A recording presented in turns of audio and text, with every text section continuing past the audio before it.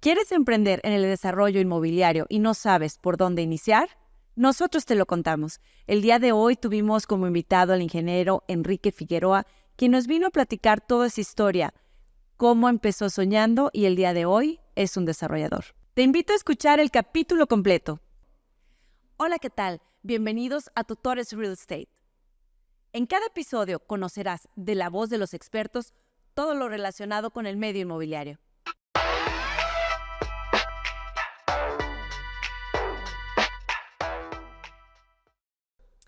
Hola, ¿qué tal? Yo soy Ileana Rivera y esto es Tutores Real Estate. El día de hoy tenemos como invitado estrella al ingeniero Enrique Figueroa. ¿Cómo estás, Quique? Muy bien, Ileana, muchas gracias. Gracias por la invitación. Gusto tenerte aquí, la verdad es un honor para nosotros tenerte y que nos vengas ahora a platicar toda tu experiencia. El día de hoy, Quique nos viene a platicar el tema de soñador a desarrollador. Quique, cuéntanos primero, ¿quién es Quique Figueroa? Pues bueno, me gusta mucho el tema que le diste de soñador, porque incluso se me puso la piel chinita cuando me dijiste el título. Dije, ay, sí es cierto. O sea, creo que es algo que nunca se te debe de olvidar. ¿Por qué estás aquí? ¿Cuál es tu meta? ¿Cuál es tu objetivo? ¿Y qué te hace feliz? Bueno, mi nombre es Enrique Figueroa, tengo 34 años, ingeniero civil de profesión. Soy una persona normal que tiene una empresa de construcción que evolucionó a desarrolladora. Y nos dedicamos también a comercializar propiedades. Tenemos también nuestra propia inmobiliaria. Quique, platícanos cómo inicia este gusto por el desarrollo, por la ingeniería. ¿Cómo empieza a ti este gusanito? Pues mira, mi abuelito era contratista y yo creo que de ahí le despertó la necesidad a mi papá y mi papá ya se convirtió en profesionista, ya se convirtió en un ingeniero civil y logró tener una empresa también de contratista, pero ya un poquito más elevada. Y desde chico, yo solito siempre quería que mi papá me llevara a la obra. Mi mamá obviamente, pues por peligro y demás, no, se moría, ¿no? O sea, que me fuera a lastimar, lo que sea. Yo encantado, metido en la mezcla y demás. Entonces yo me acuerdo que incluso le hacía remodelaciones a mi pediatra. Yo me acuerdo que salía de consulta y estaba mi papá allí como que tenía una cancha de front tenis del pediatra ahí en la colonia Las Fuentes y demás. Pedro se llamaba mi pediatra. Y siempre me gustaba estar en la obra, me gustaba la tierra, tocarla, hacer cosas con la tierra que se modificaran, los ladrillos, los bloques, no sé, me encantaba. Desde chiquito ya jugaba con estos bloquecitos de tipo Lego, pero unos más grandotes. No sé si te acuerdas, unos como más grandotes porque el Lego pues no era tan famoso. Sí, claro. Eran tipo Lego, pero más grandecitos, más gruesos. ¿Verdad? Siempre me encantó la construcción. Yo me hacía ahí mis caminitos de tierra ahí en el jardín de mi casa con mis Hot Wheels y demás. Y no sé, realmente le tengo mucho cariño y mucha pasión, yo creo, por mi abuelito y mi papá. Quién sabe si ellos se hubieran dedicado a otra cosa. No sé cuál hubiera sido mi camino. Claro, pues qué increíble que te haya encantado, apasionado desde pequeño y hoy día puedas culminar y lograr ahora sí que este sueño que tenías de pequeño. Y cuéntame, ¿cómo fueron tus inicios? Pues mira, como mi papá era ingeniero, técnicamente yo anduve con él desde que tengo en memoria para empezar y me empecé a meter con los albañiles. Entonces empecé a aprender a hacer mezcla, a hacer mortero, qué tipo de muro, cómo se pegan los muros. Empecé a relacionarme con algunas personas. Obviamente entendí la obra, cómo te llevas, cómo se paga, cómo se cotiza y demás, ya cuando tuve una edad más avanzada, pero de chico me la pasaba ahí metido entendiendo y me gustaba mucho hacer las cosas, así fueran peligrosas, como de herrería, cortar, hacer, medir. Íbamos mucho al campo porque mi abuelito era ejidatario y mi abuelito sembraba y cosechábamos maíz, entonces íbamos muchísimo al campo y también eso me encantaba a mí, todo lo que tenía que ver con tierra, campo, vacas, todo eso. Entonces, realmente cuando yo me meto a estudiar ingeniería civil, yo ya sabía topografiar, yo ya sabía muchísimas cosas más que mis compañeros o que incluso algunos profesores. O sea, yo le llegué a decir a mi papá, oye, a este profesor yo le podría dar clases. Este profesor me está dando clases y ni ha hecho lo que dice que está haciendo. Entonces imagínate el orgullo de mi papá decir, oye, pues, o sea, qué chido, ¿no? La importancia de implementar, ¿no? Y de la experiencia, de lo que vas ganando en lo que vas haciendo, porque muchas veces estudias y sales de estudiar y dices, ¿y ahora por dónde empiezo? Y creo que esa no es la fórmula correcta. La fórmula correcta es empezar a trabajar, a desarrollarte y entonces estudiar para que puedas afinar, ahora sí, educativamente, todo el tema en tu caso de ingeniería, para que puedas ser un profesionista, no un profesional. Quique, Quiero aclarar unas cosas. sí. En algunas clases, cálculo diferencial, cálculo integral, cálculo avanzado, todas esas me costaron un trabajo que no tienes idea. Sí que... O sea, cálculo diferencial pasé con 6 y pensé que no iba a pasar. Ajá. Así, o sea, también tiene sus pros y sus contras. No te digo que soy la eminencia. No, No. pero tocando el punto, no que te saques un 10 o que seas el excel, ahora sí que tengas excelencia en lo que estás estudiando, quiere decir que vas a ser exitoso en tu vida, ¿no? Yo por ahí también, pues yo creo que varios hemos tenido compañeros en la escuela que eran los de 10, sabían todo, a mí se me escondían, o sea, quería yo como estudiar de ellos y se me escondían, ¿no?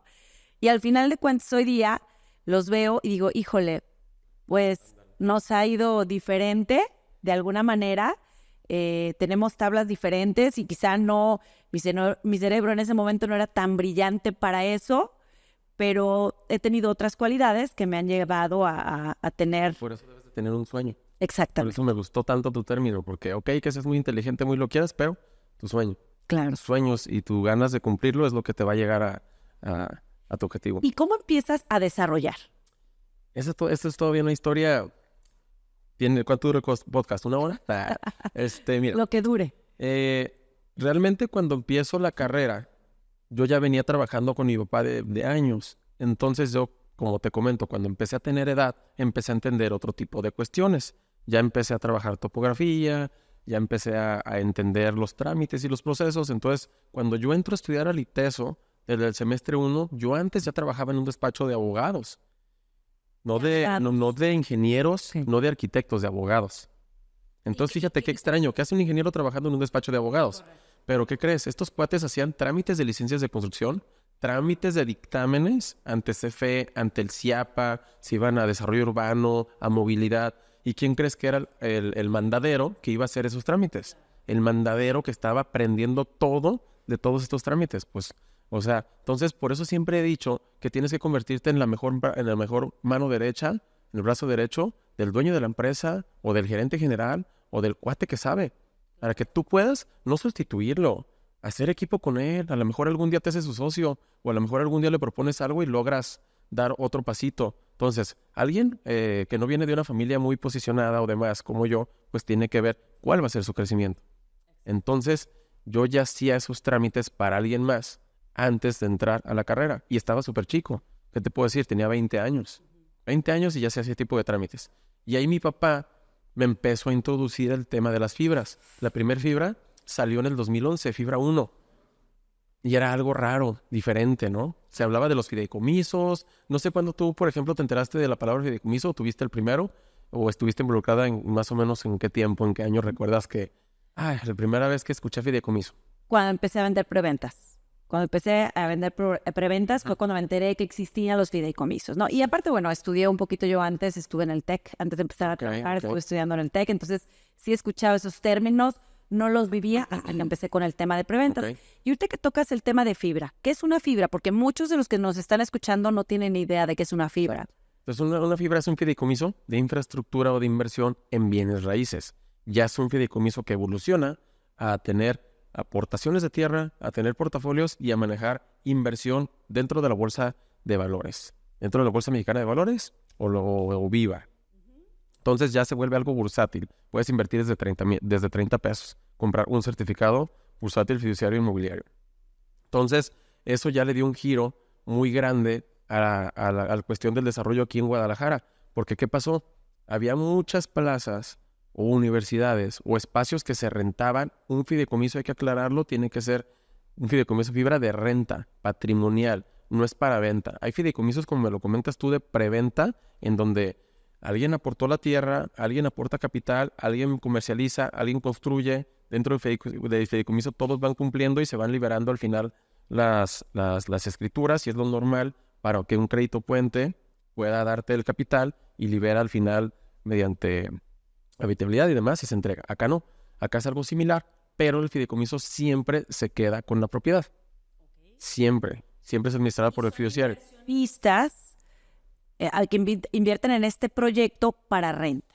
Extranjeros de todas partes del mundo, pueden ser mexicanos, y el gran dato curioso es que las primeras fibras fueron fondeadas por extranjeros que invirtieron en México, y las primeras fibras desarrollaron en Plaza Galerías, Andares, fueron los que compraron la Autónoma, bueno, en este caso Fibra 1, ¿Por qué? ¿Por qué una universidad? Porque una universidad ya tiene un espacio de tierra en donde tiene algunos dueños, en donde ellos lo pueden aportar al fideicomiso y esta área rentable recibe ya un rendimiento que puede dar a todos los inversionistas tenientes de certificados, que pasa lo mismo en algunas plazas o centros comerciales. Hay rentas y hay rendimientos que se pueden dar a todos los inversionistas, entonces tiene que ser producto ya terminado. Producto ya terminado. Evolucionó en algún punto, como 5 años más tarde, con Fibra Plus, en donde ya había desarrollos que no estaban hechos, que simplemente se aportaron la tierra, se aportó el proyecto, se desarrollaron y dieron rendimientos 2 años después. Ya empezaron después a darse esos casos 5 años después, pero el primer modelo de negocio fue Fibra 1. Entonces, ellos trajeron muchísima inversión. Midtown es de Fibra 1.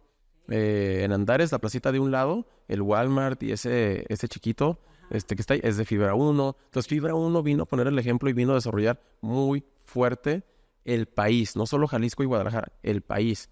Naves industriales, hay varias fibras que se especializan en el sector industrial, en el sector comercial o en el sector habitacional, y hay otras que son mixtas.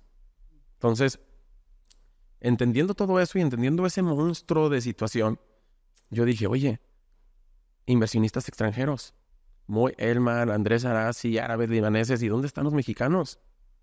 Se me ocurre decir... Impresiona, que hay mucho extranjero. Ajá. Y así... INPI, dominio, ¿qué onda? Ajá. Fibra GDL disponible, dominio, todo. Pues entonces me diseñé una marca, contraté una agencia para que me haga mi logo, y yo dije, bueno, es un sueño. Claro que es un sueño, porque yo donde saco miles y miles de millones de pesos, o en este caso de dólares, para hacer una fibra. Pues es un sueño y ya. El INPI, el logo, me costó registrarlo 2,500 pesos.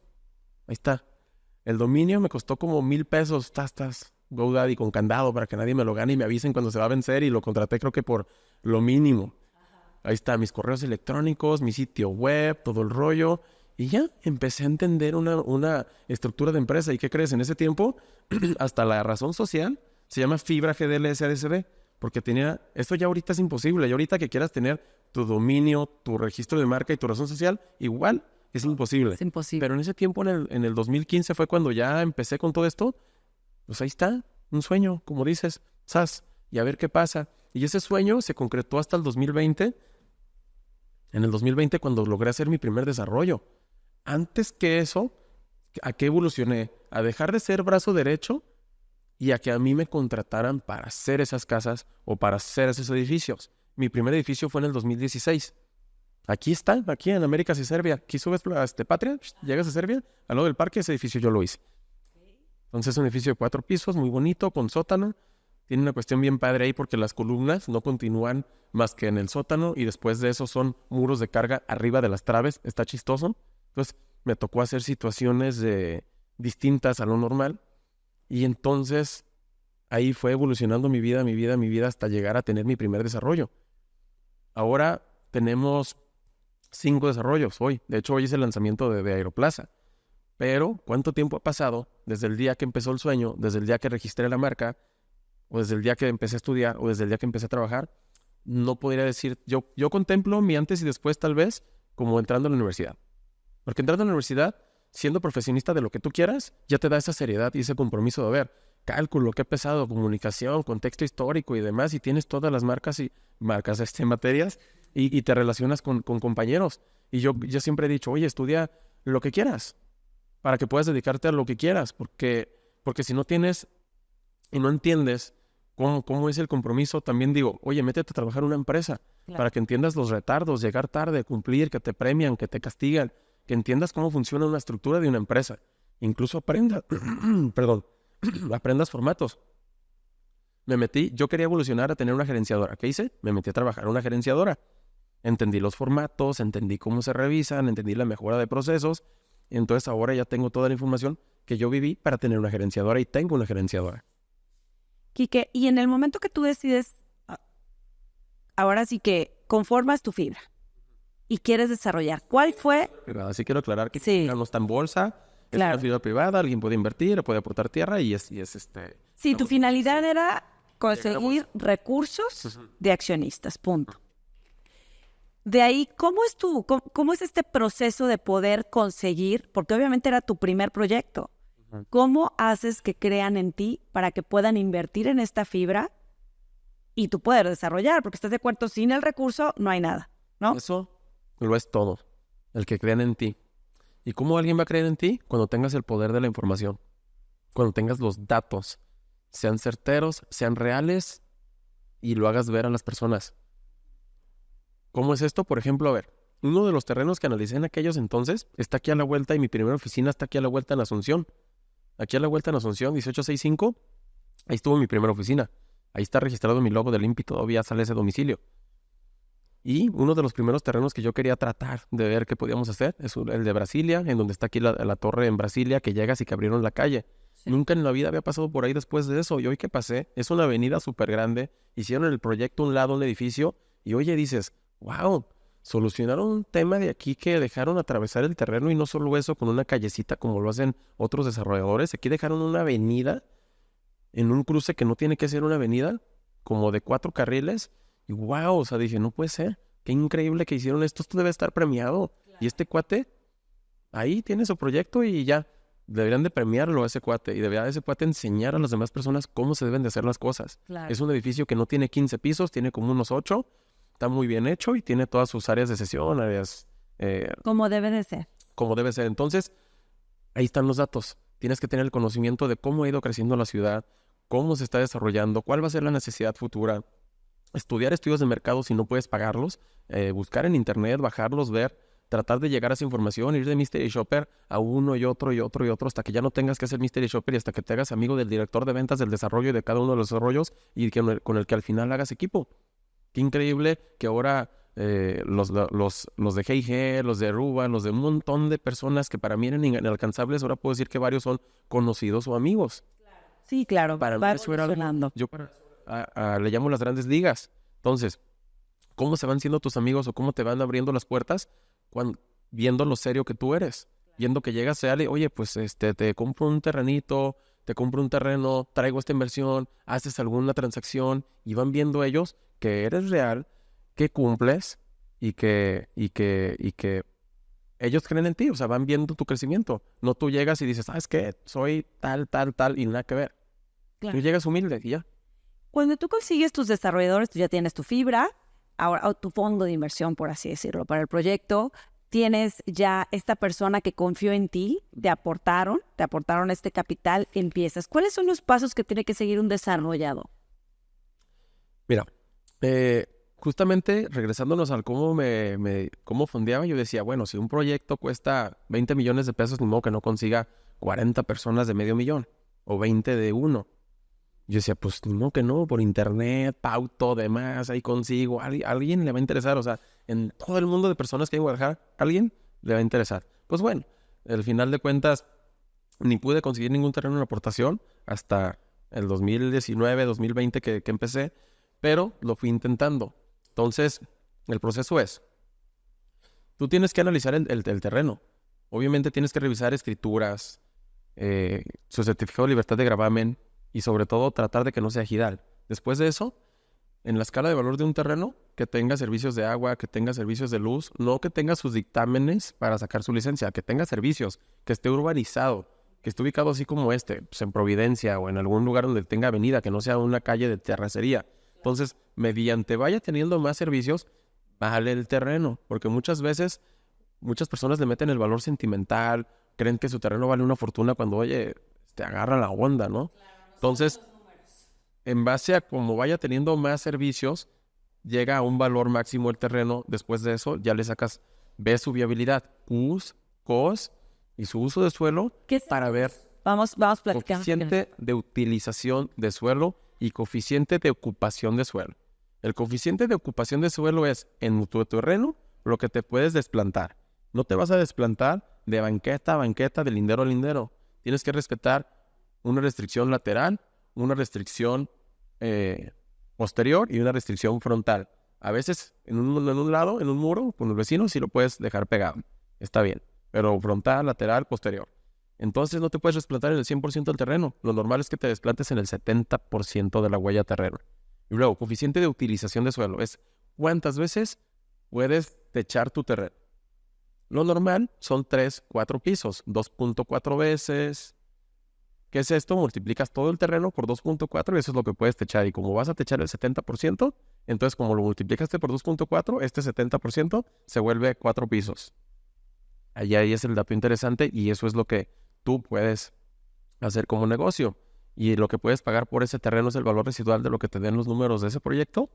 Es lo que tú puedes pagar por el terreno, quitándole el valor sentimental. Entonces, en esa parte me volví experto, entendiéndolo desde cuando empecé con los abogados. Empecé a entender el uso de suelo porque hoy no existía obviamente el visor urbano, no existía la información en internet como existe hoy. No, hombre, no. Era ver aquellos planes de desarrollo, ver el PodMed para analizar y encontrar estos datos de manera como tradicional, casi en una lámina, a ver dónde está el terreno, medio atinarle, o sea, tratar de ver los datos. No estaban accesibles como hoy. Porque es importante cuando tú tienes un terreno, saber para qué es ese terreno, ¿no? También la tierra vale correspondiendo lo que puedes hacer en esa tierra. Entonces, suponiendo que es un terreno de 1000 metros. Sí. Por 0.7 puedes construir 700 metros. Ahora, los 1000 metros por 2.4 puedes vender o techar 2.400 metros. Si tú puedes vender o techar 2.400 metros, tú tienes que multiplicarlo esto por 0.8 porque tienes que quitar los pasillos y las áreas comunes y las escaleras. Entonces, 1.900 metros vendibles te restan. Entonces, si tú esto lo multiplicas por un metro más o menos, pensando en una colonia Monraz o demás, o como por aquí cerca, en 55,000 pesos en preventa, tu desarrollo es de una venta de 105 millones. Un terreno de 1000 metros. Un terreno de 1000 metros. Muy bien. Ahora, esos 1.950 metros te deben de costar no más de 25,000 pesos por metro cuadrado para que sea viable tu proyecto. 48 millones. Ahí está. Menos los 105 millones, son 56 millones.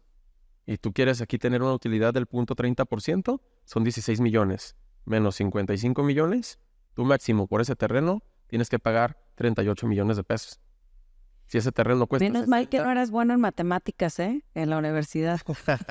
Entonces, no era bueno, pero me hice bueno. Claro. Con la práctica. Claro. Y con los datos. Claro. Entonces, en este momento te acabo de demostrar cómo sacar números de algo.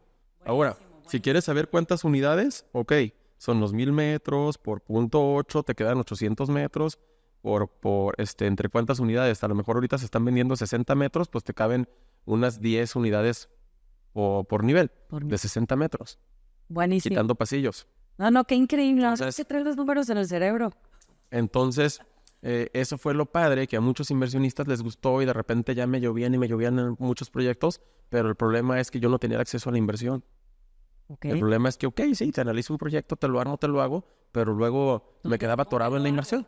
En la inversión ahí realmente es donde me quedaba atorado. Entonces, ¿en qué me enfoqué? Decir, a ver, me falta la inversión, vamos viendo cómo la consigo. ¿Cómo la consigo?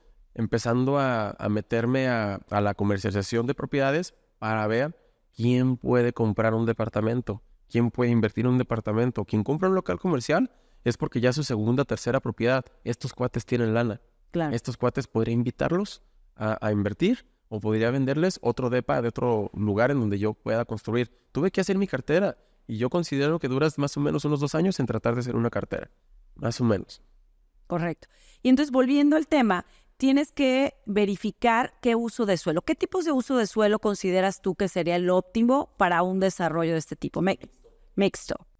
MD3 o MD4 o MB. Mixto, distrital, barrial, mixto distrital o barrial. Son los más buenos, son los mejores. Y creo que el barrial es el mejor, en donde puedes hacer colegios, universidades, de todo. Quique, ¿dónde puedes verificar qué uso de suelo tienes? Ahorita aquí en Zapopan está el visor urbano. Te metes al visor urbano y ahí te vienen todos los datos. Incluso si tiene adeudo predial o cualquier situación, te viene todo ahí los datos del terreno. Y en general, si no estuviéramos aquí en Guadalajara... Buscas el plan de desarrollo urbano. El plan, o sea, cada quien en su ciudad puede irse al plan de desarrollo urbano. No en todas las ciudades hay. Aquí tenemos en Guadalajara, tenemos en Zapopan, pero por ejemplo en Tlajomulco no hay uno que tú puedas ver de colores. El uso de suelo es de colores y tiene sus nomenclaturas. Si es verde, por ejemplo, es de reserva. No puedes construir ahí. En la primavera, por ejemplo, sale todo verde, verde, verde, verde, porque es un uso suelo de conservación. No puedes desarrollar ahí ni de broma. Por ejemplo, el rosa es el mixto, es el mejor. Ahí puedes hacer oficinas, vivienda y demás. El amarillo es de vivienda. El amarillo, el H2, H4, incluso el de vivienda H, tiene su nomenclatura de una B al final, que es vertical, o una H, que es horizontal. Entonces puede ser H4H, H4B. Si tienes el B, pues por lo menos puedes edificar, más no puedes hacer locales comerciales, solo puedes hacer departamentos. Pero tú puedes pedir tal vez una reconsideración, que es lo que yo trato o estoy tratando de hacer ver al ayuntamiento a mi manera o con algunos inversionistas, decir, oye, hay algunas zonas en donde tiene que ser mixto ya. Claro, vamos evolucionando. Ya no puede ser solo habitacional y a lo mejor ya no puede ser solo horizontal. Tienen que cambiar el uso de suelo, como en Guadalupe. Aquí en Guadalupe se me hace bien padre, en Guadalupe y Patria, que ya hay muchos edificios y parece un andador que abajo tiene todo el tema comercial y arriba la vivienda y se ve padre. Y es una avenida que puede, es una avenida grande y que tiene ciclovía de los dos lados. Sí, de hecho aquí hay una avenida Américas, de aquí para acá puedes hacer edificios, de aquí para acá. Y de aquí para acá no, o sea, del otro, a cruzar la calle no puedes hacer los edificios. Y eso es algo muy importante porque muchas veces te emocionas, es un terreno, es más, te lo donan, te lo doy. Suele pasar que siempre ven una casa o un terrenito en áreas habitacionales, por así decir, ay no, aquí voy a hacer un edificio. Y la gente no se da cuenta que si no tienes el uso de suelo, ellos, si no revisan, pueden ahora sí que meterse en un problema porque ya hicieron un compromiso ambas partes y resulta que no tienes el uso de suelo para poder hacer el vertical o no sé, lo que tú quieras hacer en ese lugar, ¿no? Entonces creo que es un punto muy importante revisar antes que nada qué uso de suelo va a tener el terreno, ¿no? Y bueno, hay colonias, por ejemplo, en San Javier. Yo no entiendo cómo, pues ya no permiten hacer edificios y ya, listo. Porque a lo mejor, de todos modos, todos tenemos que cruzar por ahí. Hay puntos en donde tienes que cruzar forzosamente. Claro. Y hay puntos en donde a lo mejor si a las personas, en lugar de mandarlas a vivir a los alrededores, las traes a vivir a donde tienen que vivir en la ciudad cerca, ya no tienen que estar, ya no está tan lleno todo. Pero como no permiten, algunas colonias pelean muchísimo no dar uso de suelo para vivienda vertical. Ahora, no vivienda vertical como te lo comento de 15 pisos, algo normal, 4 pisos, 5 pisos, pero que se vaya redensificando la zona y traer otra vez a repoblar. Yo creo que les iría mejor, pero se ponen a veces, yo no entiendo, no creo que hayan estudiado urbanismo para entender que eso es lo bueno o lo malo.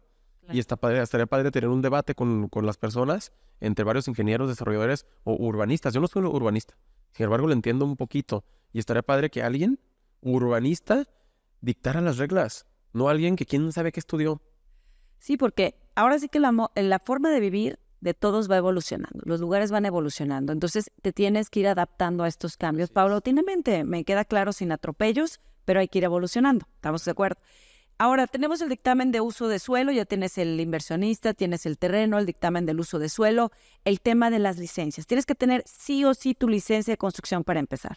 ¿Es correcto? De hecho, y se recomienda tenerla justo al empezar, porque puedes tener los dictámenes y los dictámenes son muy económicos, cuestan 2,000 pesos, 3,000 pesos y ya está. La licencia ahí sí ya tiene un costo y activarla, pagarla, para no empezar a construir, conlleva pagar luego multas, porque tienes que extender la licencia. Es más caro extender una licencia que pagar una licencia común por 2 años desde el día 1, entonces conviene sacar la licencia de construcción una vez que vas a arrancar el proyecto, pero tener aprobado todos los trámites. Hay otra situación, también puedes detenerla, puedes decir, ok, obtengo mi licencia de construcción y demás, la pagas y todo, pero la desactivas, dejas en pausa tu 1,5 o 2 años que tienes para construir. Y eso está padre, eso yo no lo sabía, lo acabo de aprender. Entonces ya tienes tu licencia de construcción para que puedas vender tus departamentos, hablar con tus inversionistas, pero este proyecto en lo que lo fondeamos, vamos a empezarlo en 6 meses. Y son 6 meses que tú tienes licencia, pero que la tienes pausada, que no estás pagando, que no te está costando, que la vas a activar en 6 meses en lo que consigues el recurso. Y es un cheque que te pide el crédito puente o te piden los inversionistas. Ten licencia. Porque era algo que yo decía antes, que a mí me pasó. Saco la licencia que costó $500,000. El bimestre cuesta 60,000 pesos. Y son $500,000 que tuve que pagar y desembolsar en lugar de a lo mejor hacer otra cosa con ese $500,000. Claro. Entonces la obtienes, la pausas en lo que tú consigues el capital. Si no tienes el capital, ahora, en mi caso me negocié la licencia hasta en 3 pagos. En 3 pagos, esos $500,000 en 3 pagos, ¿no? Cada 3 meses iba a ser un pago. Pero grandes desarrolladores realmente pues están desarrollando porque tienen capital y realmente no. Pero en el caso mío que que voy empezando y que es la recomendación aquí a quien tiene una constructora fuerte y se quiere animar, ese es el candidato. Claro. No es alguien que realmente le da miedo y tiene un poco de recursos. No, el candidato aquí es alguien incluso que sabe construir. Ese es el candidato más fuerte porque si te dedicas a otra cuestión o eres solo inmobiliario, meterte a la obra es muy difícil. Es muy fácil que se te desfasen los precios, te pongan sobreprecios o no entiendas la subida o no entiendas la subida de material o no entiendas cómo se pagan la obra. Y es muy fácil tronar en la obra cuando no le sabes a la obra realmente. ¿Y cuáles son los pasos en los que tú consideras tendrían que poner demasiada atención antes de empezar a construir? Es decir, necesito lo que hablábamos, el terreno, los inversionistas, el uso de suelo, permisos de construcción. ¿Qué otro punto tendrían que tomar en cuenta? Y el análisis de números que te acabo de mostrar. Ese análisis tardas nada en hacerlo. Obviamente lo haces en Excel mejor, le cambias, le quitas celdas y te vas armando un plan más analítico. Claro. Y eso es lo primero. Primero es en análisis. Antes de sacar, ver si el uso del suelo y demás, primero te dedicas tus 5 minutos en la computadora, pásame la medida del terreno, dónde está ubicado, más o menos tú ya tienes el feeling de cuánto puede salir la preventa, cuánto cuesta el terreno, y ya luego, o sea, tú tienes que llenar los datos ya luego entonces sí, obtienes documentación, inicias el trámite de documentación, ya te empiezas a armar un anteproyecto. Estos son los pasos. Primero, toda la cuestión legal de análisis y la cuestión legal para analizar los datos del terreno, ingresarlos como un pre al Ayuntamiento de Desarrollo Urbano y tú analizar los números. Luego, después de eso, armarte un anteproyecto, porque este anteproyecto va a evolucionar a planos, permisos y a proyecto ejecutivo que vas a ingresar para al final tener la licencia. Luego, a la par de eso, vas haciendo un estudio de mercado. Ese estudio de mercado te va a marcar la pauta de que todo esto que estás haciendo está bien y van a salir las cosas como deben de ser. Aunque puede ser distinto porque puedes tener también algún mercado que tú estés creando. Como lo estamos haciendo ahora en Aeroplaza, estamos creando un mercado en una zona que es distinta. Y el mercado son de los 15 millones de personas que van pasando. No es para las 200,000 personas que viven en El Santo. Es un mercado distinto. Entonces, tenemos ahora el estudio de mercado y ahora sí tienes el proyecto ejecutivo y ahora sí lanzas en la venta. Y en la venta lanzas al mismo tiempo la parte de los inversionistas. Y después de eso ahora sí inicias la construcción y después de eso ahora sí ya pues terminas y haces el postventa, la administración y postventa. Y esos son los pasos de cualquier proyecto. Y prácticamente tú tienes que tener todo tu proyecto ejecutivo, obra, diseño, proyecto, todo hecho antes de poderte sentar con un inversionista enfrente, ¿no? Entonces tienes que tener todo este equipo de gente que te apoya para poder lograr hacer esta carpeta con toda la información y poder ser ahora sí que más viable, ¿no? En el tema de aquí está esto es lo que te presento, estos son los números, este es el proyecto, como ya una realidad, porque muchas veces nos hacemos así que ideas mentales, por así decirlo, ¿no? De lo que creemos que puede ser, pero no tenemos ahora sí que en papel y en firme lo que puede ser. De las cocinas, qué granito, qué piso, qué acabados, todo. No está tan fácil. Padre, este material, por ejemplo, un Scantex. Ajá. Puesto que no hay nadie, no muchos saben lo que es un Scantex. No. Y esta es como una figurita que se pega, primero le pones sellador, ajá, y luego después pones este material, y al final luego le das otra pasada de sellador, y luego al final le das la pasada de la pintura, del color que tú le quieras dar. Aquí se notan las uniones en este material. Si alguien lo supo hacer bien, no se debería de notar a estas uniones. Estas uniones las debes de empatar, como si esto fuera un muro colado, solito. Pero es Scantex, y ese material, o sea, pregúntame materiales, cosas, algo que tengo que saber, porque es mi chamba, soy constructor. ¿Y qué tienes alguna historia de terror que se pudo haber evitado? Muchísimas. A ver, cuéntanos una. Si yo te contara. De entrada, yo creo que las historias de terror que se van a evitar, las más difíciles de resolver, va a ser, tengan cuidado con quién se asocian. O sea, no se asocien nomás por nomás. Mejor cada quien arme su empresa, hagan un contrato de alianza comercial, algo por el estilo, porque asociarte en una empresa con alguien es peor que casarte. Está más cañón. O sea, tienes más beneficios o más cosas que te pueden perjudicar en tu patrimonio personal. Entonces tienes que tener protección patrimonial y debes de entender eso, cosa que no entendía. Yo te empecé diciendo que sí, la construcción, el desarrollo, los despachos, las licencias, pero nunca entendías otra parte de los recursos humanos. La entendí en el proceso, la entendí en el curso, por eso estaba en el curso donde nos conocimos. Claro. Porque estaba tratando de entender estructura empresarial. Eso sí ahí. Claro. Ver y entender lo que no entiendo. Te preparas con libros, cursos y demás, entonces eso está interesante. Entonces, yo pienso que se pueden evitar muchas cosas sabiendo y evitando con quién te asocias, previniendo contratos. Pagar un contrato de compraventa o de obra con un abogado que te cueste 3,000 pesos, pero es un contrato que ya está revisado, que no te vas a autoperjudicar con las cláusulas que tú pusiste sin darte cuenta, De lo por que ejemplo. significaban. Y no entiendes. Entonces, hay que entender los contratos y hay que entender que la vida es seria y que las cosas son serias y perjudican. Así como ganas, pierdes. Sí, y invertir, ¿no? Porque hay gente que dice, no, préstame tu machote. Y como dices tú, no sabemos de leyes, el que no es abogado, y hay cláusulas que te perjudican, pero pues agarraste el machote, preferiste eso que pagar, ¿no? 3,000 pesos por un contrato. Y bueno, pues una historia de terror puede ser también, por ejemplo, cuando pues el cuate que me aportó el terreno de Ajijic ya quería que se lo pagara, se arrepintió de la aportación, pues se puso pesadón y no le importaban contratos ni nada, aunque lo tuviéramos todo bien armado. Me estuvo cobrando 3% de interés mensual. Entonces, pues 3% de 6 millones, de 4 millones, porque le estuve pagando, a como pude le pagué. Claro. 2 millones un mes, luego otro mes 2 millones, pero me cobraba intereses del 3% todo eso al mes. Entonces era pagar más el interés. Y al final se lo logré pagar. Me costó muchísimo trabajo y pagué mucho más. O sea, pagué mucho, mucho más. Pero al final pues ya logré que para... Fíjate, qué interesante ahí das un tip. ¿Con quién te asocias? No nada más porque te aportan el terreno. Fíjate quién te lo está aportando, ¿no? Y bajo qué condiciones, porque inicialmente tú pudieras decir, ay, el 3% no es tanto, claro que lo vamos a hacer, pero ya cuando uno está en el problema, ya atorado, ya es cuando dices, híjole, el 3% pues es muchísimo, ¿no? Y si no estabas asociado con alguien, de alguna manera, por no decirlo en otras palabras, con alguien más legal, más leal, más tranquilo, pues ahí vienen los problemas, ¿no? Y yo lo tuve que hacer, digo, sí lo tengo que decir porque pues no tenía oportunidad de otras opciones. Se me arruinó ya el tema porque pues el capital que yo tenía para construir lo tuve que usar para pagar el terreno. Y pues todo el pasito que yo llevaba bien, pues se me fue para abajo y tuve que ahora usarlo allá y pues se me atoró todo. Me quedé atoradísimo, pero bueno, de los problemas ves soluciones y de ese proyecto vinieron más proyectos y demás y todo va bien. Pero sí hay que ver todos esos temas. ¿Qué fue mi error ahí?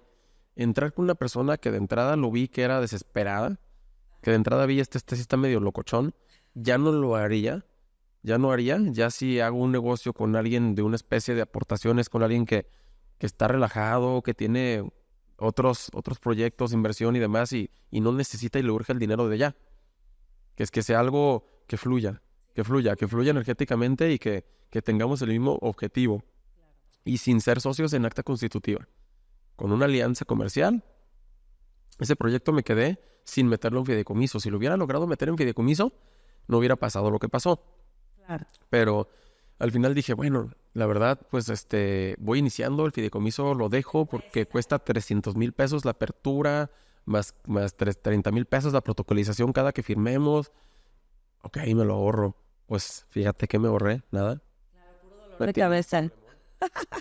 Oye, Quique, ¿y ahora sí qué nos dejas? ¿Qué le dejas a todos los que nos están escuchando? ¿Qué tips, qué hacks para que puedan construir, empezar ahora sí de soñar a desarrollar? Yo pienso que tienen que aprender a vivir con ¿cómo les digo? Con una presión de tener diario, o sea, todo lo que tienes que pagar, hacer, ¿cómo les digo? O sea, es que a veces me dicen, oye, ¿cómo puedes estar tranquilo? ¿No te sientes presionado? Ajá, ¿cómo puedes dormir? Entonces yo creo que tienen que tener esa paciencia, aprender como a meditar o aprender a controlarse es que no encuentro las palabras, pero el manejo de emociones, sí. Tienes que aprender a manejar estas emociones Sí. y saber que siempre vamos a ver, ojalá todo fuera tan fácil, ¿no? No es fácil. Entonces, tienes que aferrarte, pero de una manera preparada. Porque por ahí dicen, el que anda nomás así, pues tiene garantizado el fracaso. Entonces tienes que, claro, aferrarte, pero con un plan, preparándote, esperando lo mejor, pero preparándote para lo peor, preparándote que no vas a tener dinero, que no vas a poder pagar, es decir, mi lema que tenía antes es hacer más con menos, o más con nada, literal. Del mismo cuero las correas y frasecitas así, 80-20, enfocarte en ese 20% para que se dé todo el 80%, que no estén dispersos tratando de hacer 1000 proyectos, que se enfoquen en esos 2 o 3 o 1 que les va a dar lo demás. Entonces, que no se desesperen, pero que sí tengan un plan de acción. Como te comentaba, yo me considero en este momento que estoy empezando otra vez, que estoy llegando a una etapa en donde estoy consolidándome y me considero que estoy empezando mejor preparado, con un mejor equipo. Ahora estoy tan feliz con mi equipo de trabajo. Es que es muy importante, ¿no? El equipo de trabajo, el apoyo, o sea, a ver, aunque a veces tenemos que saber de todo, no somos especialistas en todo, entonces tenemos que tener este apoyo. Entonces, ¿qué les podría decir así de sincero? Que sean sinceros, que sean reales, que no digan mentiras. Las mentiras salen siempre, entonces no digan que construyeron algo que no construyeron, que son algo que no son o que saben algo que no saben. Así, tal cual. Y que no hay transacción que valga la pena tu reputación. Entonces no traten de cerrar un trato con una mentira o alguna situación nomás por nomás. El trato se va a cerrar si se va a cerrar. Se va a... Yo siempre he dicho que tu palabra pese más que tu firma. Tal cual. ¿No? Y así vas a poder trabajar todo el tiempo, porque problemas los tenemos todos, pero cómo solucionas y cómo sales de ese problema es lo que habla de ti, ¿no? De qué estás hecho ahora sí. Y que tengan buena actitud. La actitud cambia todo. Si tú llegas con una sonrisa y demás, hay una palabra aquí con Fer que nos ponemos de la película esta de Bad Boys y ya está, nos bromeamos y todo, y que para relajarnos, ¿no? Entonces funciona, o sea, llegar con buena actitud, sonriendo, saludando a alguien. Hoy que venía para acá me encontré a Simón, que es el que nos apoya con la limpieza ahí en la Plaza de Aguas Solares, y lo vi que iba caminando, me paré, lo saludé de mano y todo. O sea, a mí siempre me da mucho gusto todas las personas que nos apoyan y que lo hacen de buena manera, la verdad. Claro. Todos apoyamos en diferentes áreas, pero todos estamos apoyando, todo es parte del equipo. Y siempre a lo mejor a veces un abrazo, un saludo a alguien o un consejito o algo le cambias del día. Claro, sí, por supuesto. Pues muchísimas gracias, Quique, por estar con nosotros el día de hoy, por compartirnos toda tu experiencia. La verdad, yo creo que a muchos nos sirve, muchos queremos empezar a desarrollar, no nos animamos. Y como tú dices, no sabes por dónde empezar, ¿no? Sientes que tienes que tener un capital o un respaldo, sí o sí, si no, no empiezas. Y tú eres un ejemplo que de la nada, de un sueño, estás logrando cumplirlo y crecer. Y como tú lo dices ahorita, a ver, yo ya tuve un crecimiento, pero me siento que voy empezando. Entonces ahí viene una nueva etapa tuya de este crecimiento, de este nuevo Quique, de adelante, adelante, adelante, ¿no? Con todo este aprendizaje que tienes. Gracias, de verdad. Me encantó tenerte con nosotros. No, gracias a ti, Elena, por yo sé la persona que tú eres, y agradezco muchísimo haberme ganado la oportunidad de estar aquí contigo siendo entrevistado. Y oigan, recuerden que si van empezando, quieren consolidar o quieren armar un proyecto, búsquenos, porque nosotros los podemos apoyar, que no les dé pena, que esa es otra situación. Busquen a las personas. Si quieren conocer a alguien, espérenlo allá afuera de su oficina 10 veces, 100 veces y lo van a conocer. Antes de cerrar, cuando conocí a Quique, estábamos en un congreso. Me acuerdo perfectamente que estaba otra persona ahí y le dice, tú no te acuerdas, pero yo quería trabajar en tu empresa y no me diste el trabajo. Como diciendo, pero ahora veme, ¿no? Entonces me encantó porque creo que ese día tú dijiste, o sea, ya logré, hoy día estamos tú y yo en una misma plática, cuando antes yo te buscaba, porque me acuerdo que esa vez platicaste que tú lo buscabas y lo buscabas y lo buscabas. El camino se te abrió por otro lado, pero llegaste pues prácticamente a donde mismo y a superar, ¿no? Ese puesto que tú buscabas en ese momento. Entonces quizás ese momento no se te abrió la puerta por ahí porque había una más grande que te estaba esperando. Recuerden que siempre hay un destino y se lo pueden forjar. Ustedes mismos pueden ahí. Muchas gracias. Gracias.